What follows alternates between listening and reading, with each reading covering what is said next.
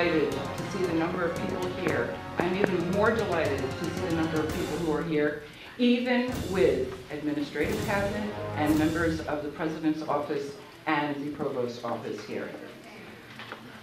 I am the Director of Accreditation and Quality Assurance at this college. I've been here for 10 years. The security guards know me from the past as someone who doesn't leave until 3 or 4 in the morning, to the point where they would always make sure there was at least one door open for me to go and get my coffee and smoke my cigarette. They would come around at 4:30 and say, "Don't you need to sleep?" and literally drag me out of my office. That ended a year after this administration came on board. I am still as dedicated to the mission and vision and history of this college as I ever was. I'm the child of immigrants. Although I have a white face, immigrants do not have an easy job of it. You speak a foreign language, people think you're mentally retarded. You know how to do something other than American Jell-O dessert, people think that you're strange. So I understand some of the cultural challenges that our students face, some of the language challenges that our students face, and more importantly, the educational challenges that our students face, because I know the data of our school systems. Now, the reason I am here, it took me a long time to get to this point, because I was one saying, give Pollard a chance, give the provost a chance. We have a lot of deadwood on this campus. Let them find out, let them clean house. A year into their tenure, at a public meeting, I said, our president and provost must think that we're all a bunch of stupid people because not a single one of us has been promoted. What has happened is that outside consultants have come in, outside individuals have been hired to fill positions that should be either an EO or an administrative position. So obviously, those of us who have been here at Medgar for 1, 2, 5, 10, 25 years, we're simply not qualified enough to be promoted. And I think to this day, there are possibly only 2 EOs, a non-promotable class, who have been promoted, and they have been promoted without benefit of a job posting or a search committee. Now, when you have something like that, compared to the number of external individuals who have been brought on board at the upper level administrative positions without benefit of a job posting or a search committee, or if the outcome of search committee is not such that the administration likes, the search committee is disbanded, another job position is posted. If the results of that search committee are not desirable, it is again dismantled. Every deanship position that has been open on this campus since this new administration has been here has had at least 2 search committees in place. What a waste of resources. Yeah. What a terrible waste of our own people in our own community, our own faculty who have worked hard to get to this point. Now, I'm going to focus directly on my job, which is accreditation and quality assurance.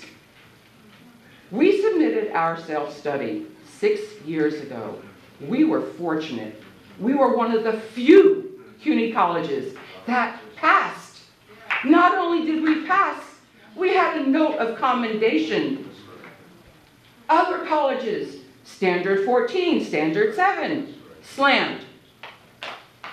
Under this administration, I kid you not, in the 3 years that we were preparing the periodic review report, if I spent 45 minutes meeting with our chief academic officer, it might even be 10 minutes less than that.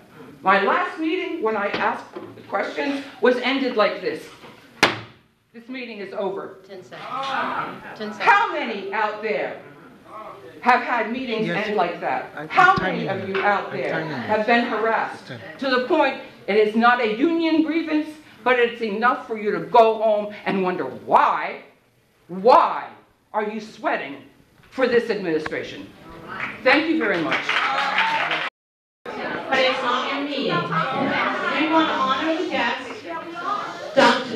President, come on. That's the attitude we're talking about.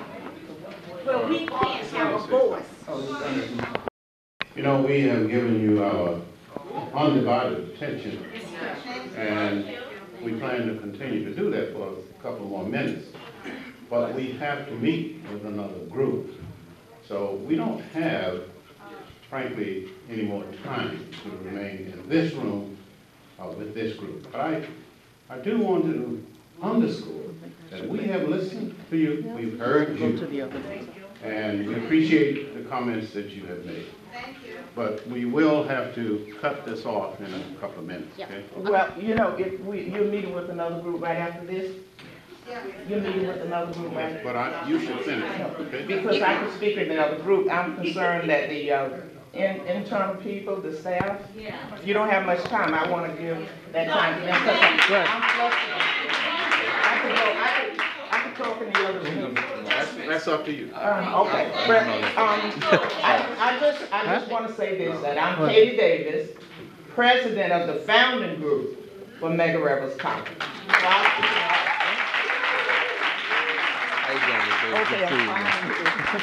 I'll give it up to you. How you guys doing? I'm doing all right. I just want to thank you for your time. I do appreciate it. For those who don't know me, I'm Javelle Nicholas. Titles aside, just want to qualify any remarks I make by saying I'm not anti Dr. William Pollard. I'm just pro Medgar Evers College. I see that they had disaster resources handout that they passed out upon entering. That's dated from November 8th. The cover story of our school newspaper, Adoptee, which I contribute to, will be an article I wrote on the lack of responsiveness to this Hurricane Sandy, which affected and displaced a large majority of students and staff alike. There are 10 colleges within CUNY that have set up centers in their communities. Medgar is not one of them. Dr. Pollard has yet to physically connect with people who are affected by it. I have testimonies from a host of students, but with time in mind, I won't go into that. Also, there's a sense of mismanagement and unaccountability, and not just with the budget, which he was on record as saying there was a $3 million budget deficit, which CUNY had someone come out, actually, Dr. Croker had someone come out from CUNY who assured us there was actually a surplus of $1.7 million, and that advised that the mass firing of adjuncts, which he's planning to do, would be one of the worst things that could happen to this college. There is a fund in place for when there's an economic downfall, windfall, and he refuses to utilize it. So I think his intentions are clear in undermining the state of the college going forward. And if he is in a position to make long-term decisions while teetering, while being asked to remove himself, to have his appointment rescinded, I think that makes Chancellor Goldstein implicit in the destruction of Medgar Evers College. Also, while I have you here, there are some numbers that aren't being acknowledged. You have a student that is student turnout that is strong because of Evangeline and our effort, but there's also a majority of students that are completely demoralized. You're talking about they're not vested because their plan is to leave. Their only hope for their education is to leave in their eyes.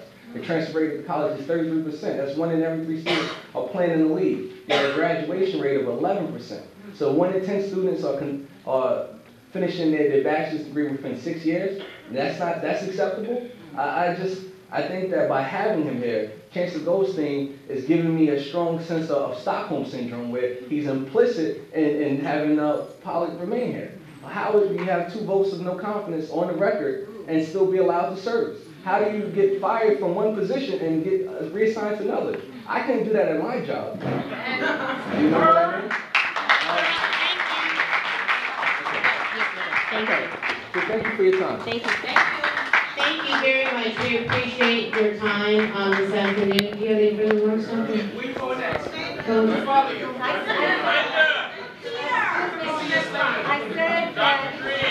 Dr. Pope, do you have any remarks that you want to make at this time? Because you're... I yielded my time to her. Okay. No. We're going to end this. You said I was the last person.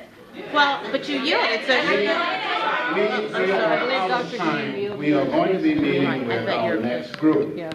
We appreciate all of the comments that you have made. We listened to you. And we are going to end this session right now for our next group. That's the name of it. All right? That's it.